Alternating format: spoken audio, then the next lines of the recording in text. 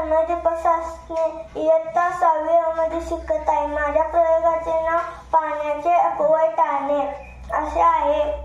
प्रयोगाला लागणारे साहित्य: एक 9 वॅटची बॅटरी आणि एक बीप सायरन आणि एक प्लॅस्टिकचा डबा आणि थोड्याशा वायरी.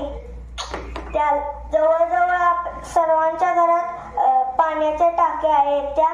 ते भरले की करण्यासाठी माणसांनी बाहेर पाईपलाईन काढलेले आहे. ते ओव्हरफ्लो झाल्यानंतर पाणी बाहेर पडते आणि कळते की आपल्याला पाण्याची टाकी भरलेली आहे.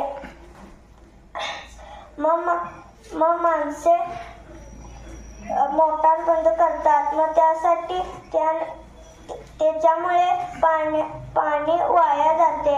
मग त्यासाठी मी प्रयोग केला आहे. एक 9 वॅटची बॅटरी घेऊन इथे चिटकवलेली आहे आणि बीप सायरन इथे चिटकवलेला आहे. मग बॅटरीची पॉझिटिव्ह आणि सेन्सरची पॉझिटिव्ह एकमेकांना जोडलेली आहे.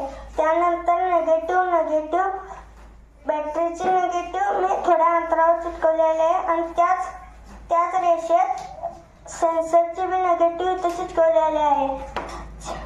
मग त्यानंतर पाणी त्याच्या अंतरावर आले की ते सेन्सर वाजते. मग आपल्याला कळते की पाण्याची टाकी भरत आहे. मग त्यानंतर आपण मोटर बंद करू शकतो. मग ते तुम्हाला कसे करायचे आहे ते सांगतो. पाणी घ्यायचे आहे.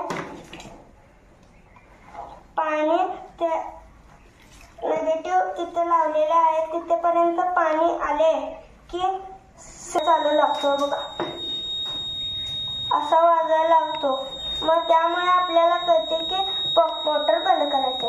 यामुळे पाण्याचे अपव्यय टाळते व पाण्याची बचत होते. धन्यवाद.